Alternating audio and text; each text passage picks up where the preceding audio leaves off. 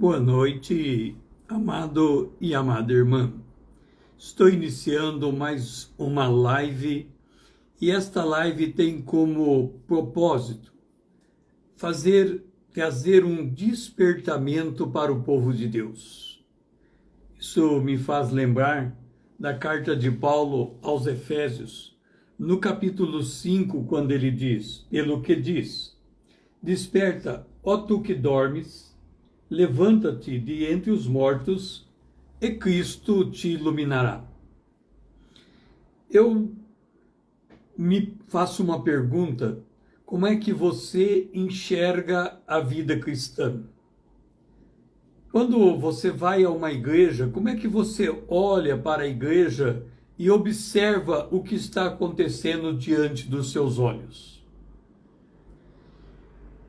Eu quero chamar a sua atenção para a carta de Paulo aos Coríntios, no capítulo 11.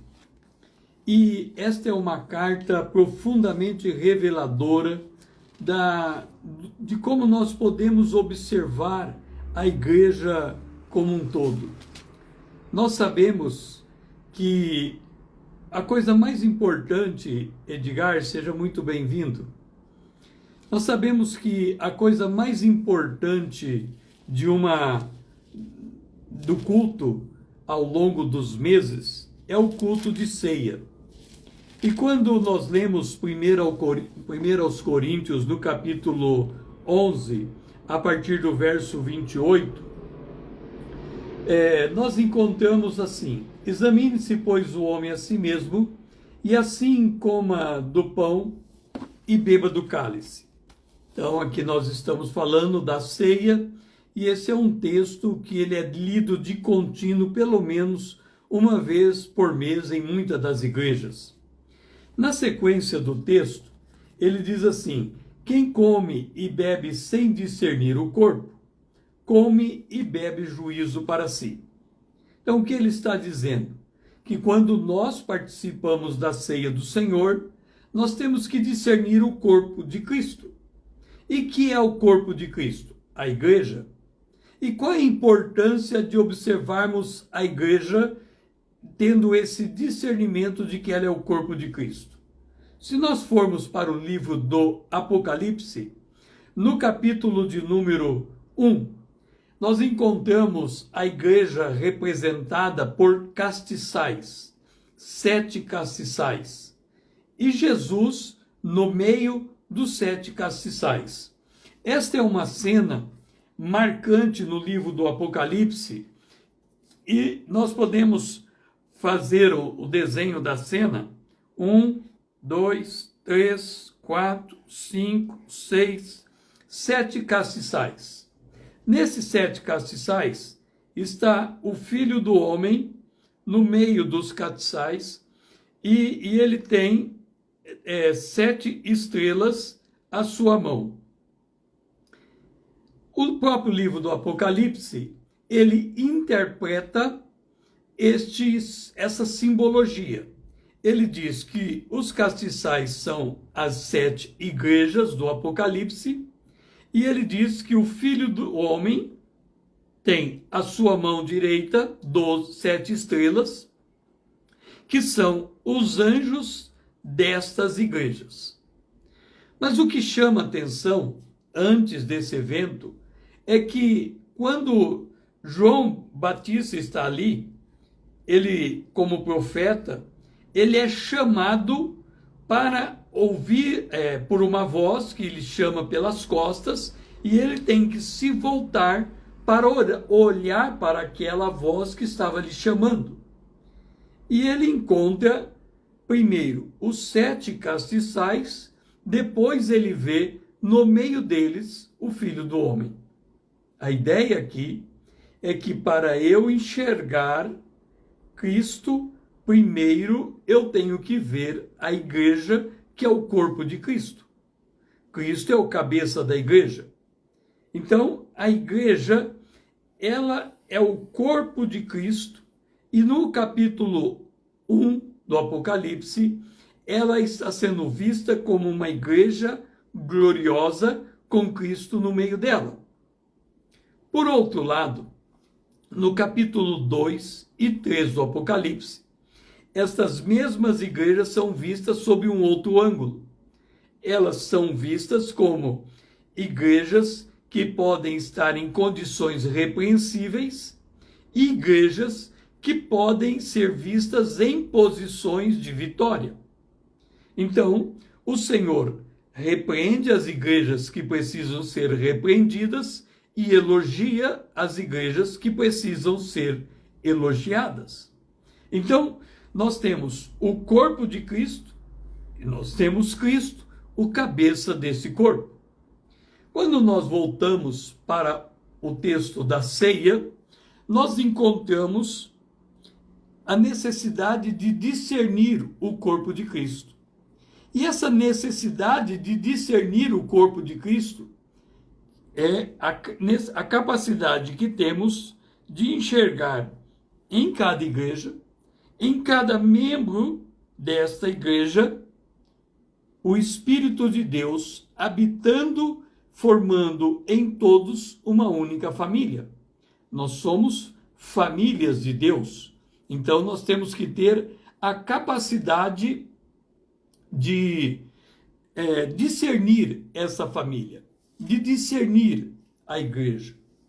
E o apóstolo Paulo, ele vem e diz assim à igreja: desperta, você que está dormindo, levanta-te de entre os mortos e Cristo te esclarecerá.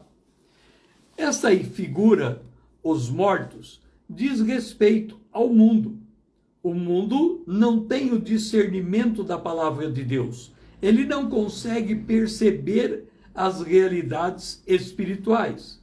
O apóstolo Paulo, em 1 Coríntios, no capítulo 2, ele vai dizer sobre a incapacidade do homem natural compreender as coisas de Deus. E ele diz assim: o homem natural não aceita as coisas do Espírito de Deus, porque eles são loucuras, e não pode entendê-las, porque elas se discernem espiritualmente. Então, o homem natural, sem chance, ele não tem condição de compreender as coisas de Deus. Então, nós podemos e temos dentro da igreja a presença do homem natural. Ele está ali para ouvir o evangelho, e o evangelho é o poder de Deus que traz a salvação. O apóstolo Paulo diz que a palavra da cruz é o poder de Deus. E através desse poder, o homem natural dentro da igreja, ele está ali para ouvir o evangelho e se converter. Por outro lado, quando nós vamos para Mateus capítulo 13, em Mateus capítulo 13, Jesus conta uma série de parábolas. E uma das parábolas que Jesus conta, ele conta a parábola da semente lançada, e ali a semente cai em 4 tipos de terrenos, e na segunda parábola, ele conta a parábola do trigo e do joio. O joio nasce no meio do trigo, e o joio é muito parecido com o trigo. Então, quando nós olhamos para a igreja, nós temos que discernir a presença do homem natural dentro dela, a presença do joio e a presença do trigo. Qual é a diferença entre o joio e o trigo e o homem natural? O homem natural, decididamente, não compreende as coisas de Deus. O joio e o trigo. Vamos voltar um pouco à saída do povo de Israel do Egito. Eles eram escravos no Egito. Deus envia Moisés, tira o povo de Israel. E quando ele tira o povo de Israel, junto com o povo de Israel vem um misto de gente, uma mistura de gente. Gente que acompanhavam o povo judeu, mas não pertenciam à mesma fé. Sabiam do perigo iminente, tinham ouvido a história de passar o sangue nos umbrais da porta. Eles sabiam que a morte iria matar todos os primogênitos do Egito. e eles se prepararam para sair junto com Israel. Então, podemos apontar esse grupo como sendo o joio no meio do trigo. Eles têm uma vida muito próxima um dos outros, compartilham dos mesmos desejos, da mesma visão de mundo num certo sentido, mas não possuem de fato na essência a mesma fé. Jesus conta uma parábola no Novo Testamento e ele fala de 10 virgens, sendo 5 loucas que não tinham azeite e 5 que tinham o azeite consigo. E aqui nós temos essa separação, as loucas e as sábias, as que tinham azeite e as que não tinham o azeite. Nós sabemos que no Novo Testamento o azeite simboliza a presença do Espírito Santo. Se 5 tinham azeites, elas tinham nascido de novo. Elas eram a habitação do Espírito Santo. Se 5 não tinham azeites, significa que elas não passaram pela experiência de regeneração. Então, novamente, temos a figura do trigo e do joio. Do trigo com azeite, do joio sem o azeite. Virgens com azeite e virgens sem azeites. E por que as duas eram virgens, os dois grupos eram virgens? Porque, de certa maneira, olhando do ponto de vista da aparência, ambas cultivavam o mesmo padrão de conduta moral. No entanto, o padrão de conduta moral era construído de dentro para fora e no outro de fora para dentro. Quem olha de fora, o comportamento é similar, mas quem olha de dentro, uma tem o Espírito Santo e a outra não tem o Espírito Santo. Ninguém, diz Paulo, numa das suas cartas, pode dizer Senhor, senão pelo Espírito Santo. Então, quando nós olhamos para a igreja, nós encontramos 3 grupos de pessoas: o homem natural, o joio e o trigo. Quando nós olhamos para o trigo, e aí nós estamos falando da igreja sob a perspectiva do ambiente de culto, para que nós possamos perceber melhor quem é que está nesse ambiente de culto. Nós podemos abrir a Bíblia em 1 Coríntios, no capítulo 12, e para discernir quem é que está na igreja fazendo parte do ambiente de culto, e agora não estamos mais falando nem do homem natural, não estamos falando do joio, mas estamos falando do trigo e da diversidade como esse trigo se apresenta no seio da igreja. Então veja bem, quando Paulo fala no capítulo 12 acerca da unidade da igreja, ele começa dizendo de que há diversidade de dons. Então, uma das coisas que observamos quando olhamos para a igreja é que ela é composta de membros com os dons diferentes. Então, vamos encontrar uma diversidade de dons dentro da igreja. Também encontramos uma diversidade de realizações, e nós podemos dizer uma diversidade de ministérios. Temos o ministério dos jovens, dos adultos, das crianças. E assim, há uma gama de variedade de ministérios e pessoas que exercem esses ministérios. Então, vemos diferentes dons dentro da igreja, vemos diferentes realizações dentro da igreja, vemos também diferentes manifestações do Espírito dentro da igreja. E aqui ele diz: o Espírito da sabedoria, o Espírito do conhecimento, o Espírito da fé, operações de milagres. Então, vemos pessoas que estão exercendo ou sendo instrumentalizadas por Deus para manifestar esses diferentes dons. Continuando a olhar para o capítulo 12 de 1 Coríntios, nós encontramos na igreja gregos, judeus, gregos, escravos e livres. Gregos aqui e podemos ampliar no sentido de gentios e judeus, nós podemos dizer que dentro da igreja é possível encontrar gente de todas as nacionalidades. Então encontramos o alemão, o francês, o português, o brasileiro, o espanhol e o japonês, o chinês. Nós podemos encontrar uma diversidade de povos dentro da igreja. E podemos encontrar dentro da igreja uma gama de variedade de posições sociais. Aqui ele fala desde o escravo até o livre. Então nós podemos encontrar funcionários públicos, empreendedores, trabalhadores, desempregados, pessoas do lar que não trabalham, mas cuidam do lar, dentro da formação, profissionais liberais. Nós podemos encontrar dentro da igreja uma gama muito grande de pessoas de todo tipo de profissão, desde o escravo até o livre. Essa gama de pessoas também encontramos dentro da igreja.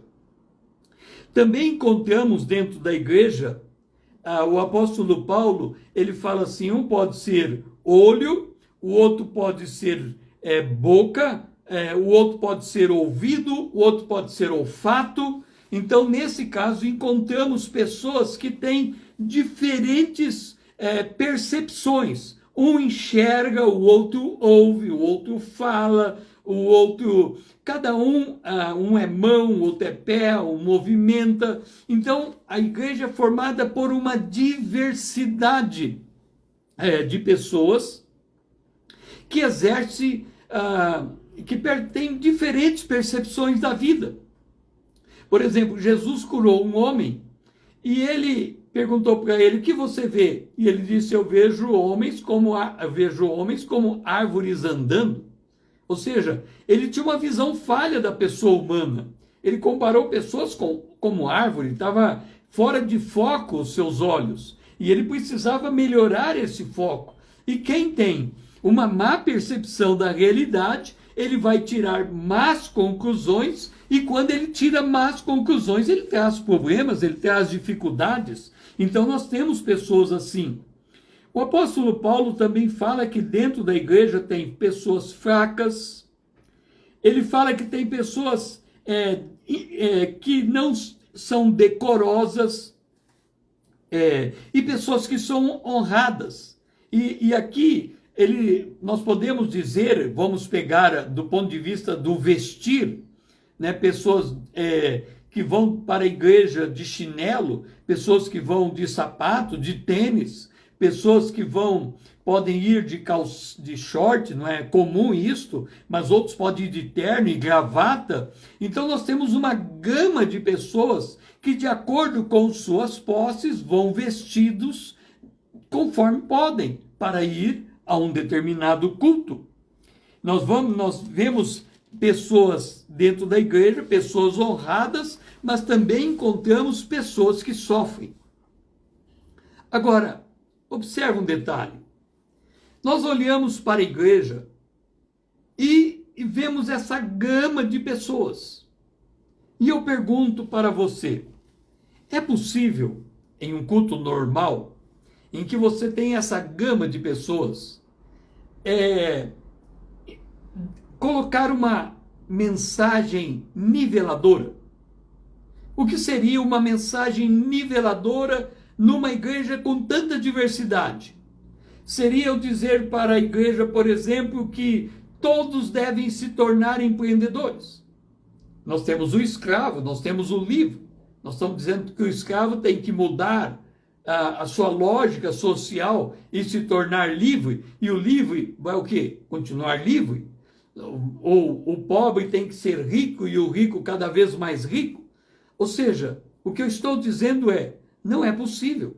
Cada um vive a sua experiência, cada um vive a sua individualidade, cada um vive a sua problemática. O apóstolo João, ele ainda diz que dentro da igreja nós encontramos aqueles que estão nas condições de filhos, nas condições de jovens e nas condições de pais. Nós também encontramos o autor aos Hebreus dizendo que podemos encontrar na igreja aqueles que são experimentados e aqueles que, em razão do costume, deviam ser mestre e ainda precisa do leite. Então, observa que quando nós olhamos a igreja sob a ótica do Novo Testamento, e a igreja é o corpo de Cristo, nós percebemos a dificuldade que temos de discernir o corpo de Cristo.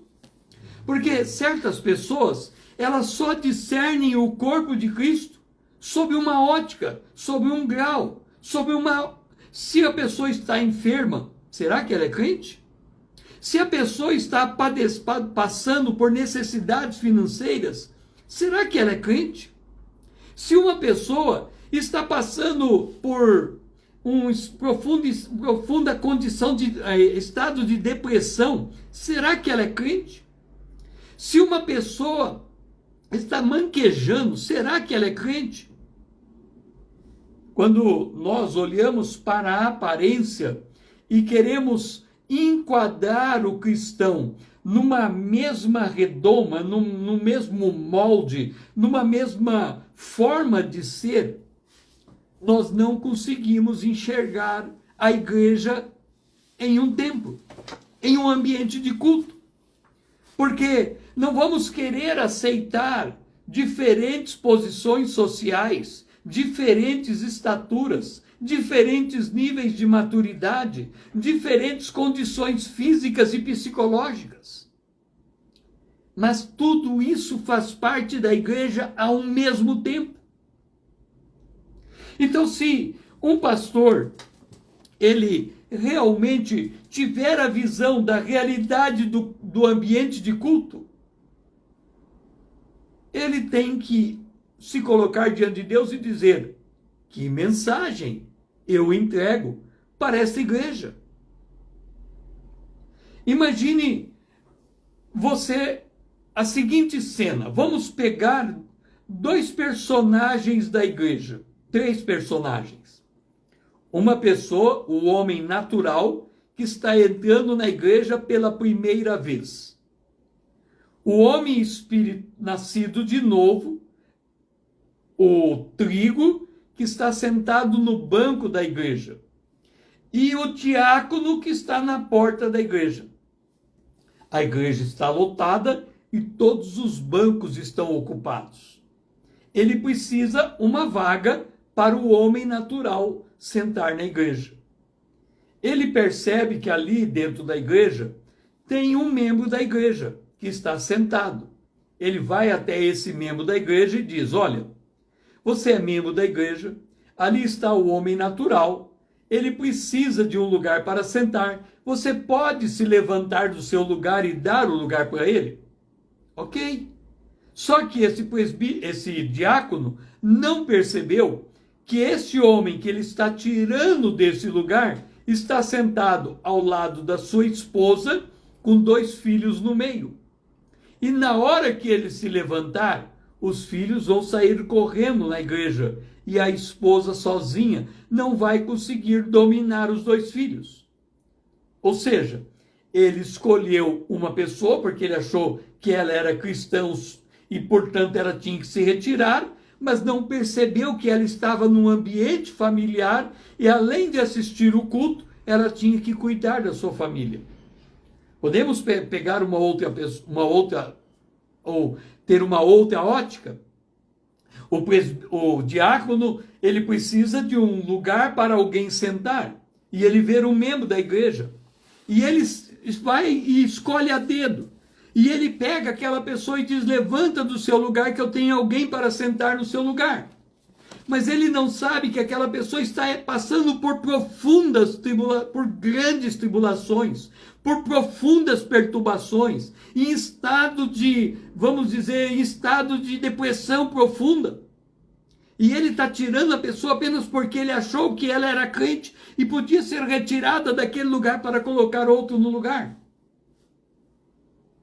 Portanto, quando nós olhamos a igreja sob a ótica dessa diversidade, nós temos que parar e pensar. E buscar discernimento, temos que discernir o corpo de Cristo. Lá no texto que lemos sobre discernir o corpo de Cristo, ele fala: muitos estão fracos, muitos enfermos, muitos dormem. Ou seja, pessoas morreram por não discernir o corpo de Cristo. Pessoas estão enfermas por não discernir o corpo de Cristo. Pessoas estão fracas por não discernir o corpo de Cristo. O que eu quero colocar é que nós, quando falamos e usamos a expressão igreja, nós não podemos confundir igreja como uma filial do Sebrae. A igreja não é uma filial do Sebrae. A igreja não está preparando pessoas para empreender nesse mundo. Ela está preparando pessoas para ter uma experiência com Deus, para aprofundar a sua experiência com Deus.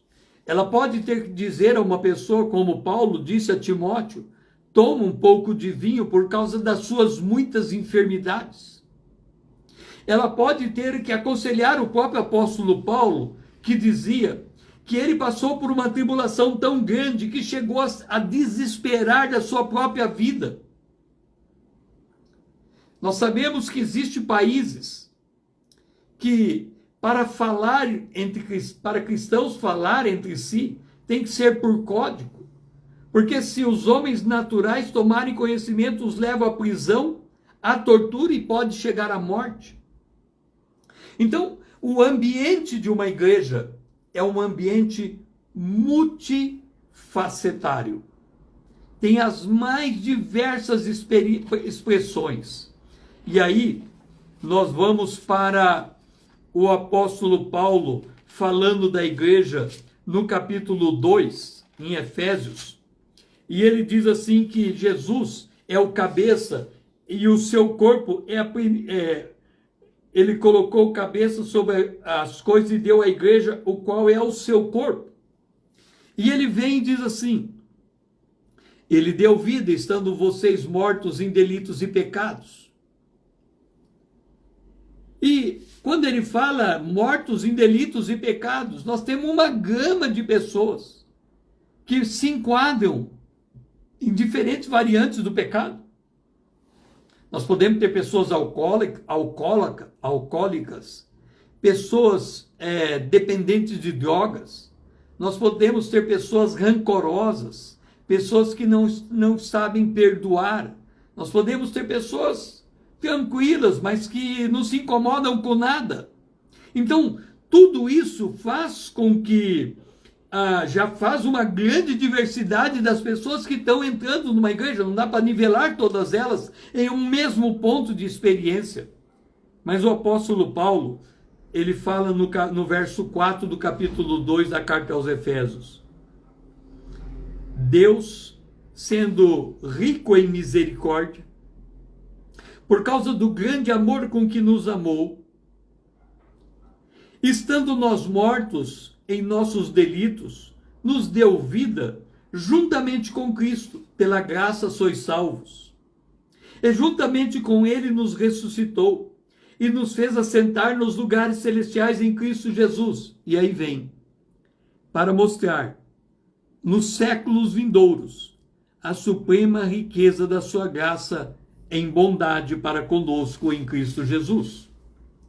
O que esse texto está dizendo é que não há uma padronização de comportamento dentro da igreja, porque nós encontramos pessoas em todos os níveis de experimentação, de vida, de visões, e que estão sendo trabalhadas por Deus, estão sendo moldadas pelo Espírito de Deus.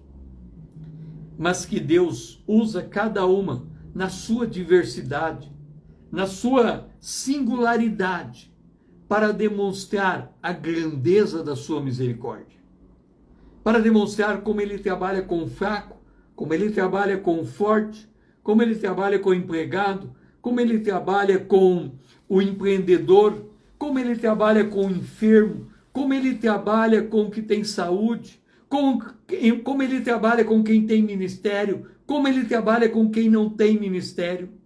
A diversidade do amor de Deus na igreja não faz acepção de pessoas. É claro que todos os que se encontram dentro da igreja são chamados a um crescimento na fé.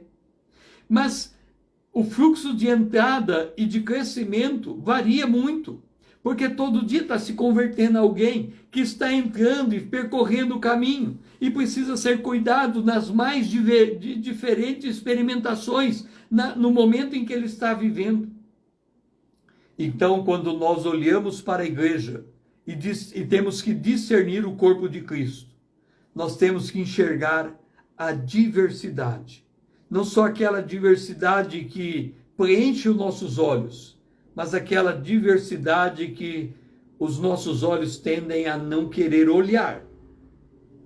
Não só a diversidade que alegra o nosso coração, mas a diversidade que nos leva a chorar.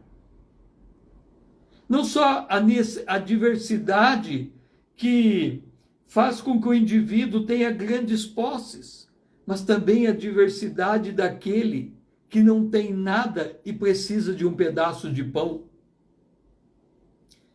O ambiente de uma igreja é o ambiente onde nós encontramos o homem natural, o joio, o trigo, os líderes, os liderados, os fortes, os fracos, os enfermos, os sãos, os judeus, os gregos, os escravos, os livres, todos no mesmo ambiente, unidos pelo amor, unidos pelo mesmo Espírito Santo. O amor de Deus é derramado sobre nós porque Cristo nos amou primeiro. Então nós temos que entender uma coisa. Igreja deve ser olhada na sua diversidade e não tentar manter uma homogeneidade dentro da igreja. Nós somos chamados para amarmos uns aos outros naquilo que cada um é, no nível de experiência que ele se encontra, e levar ele em amor à presença de Deus, na sua necessidade, naquilo que ele precisa de Deus, naquilo que ele busca diante de Deus. Então, entregar uma mensagem a um ambiente tão diverso como este, só pela graça de Deus. Porque não temos como nivelar todos debaixo de uma mesma experiência.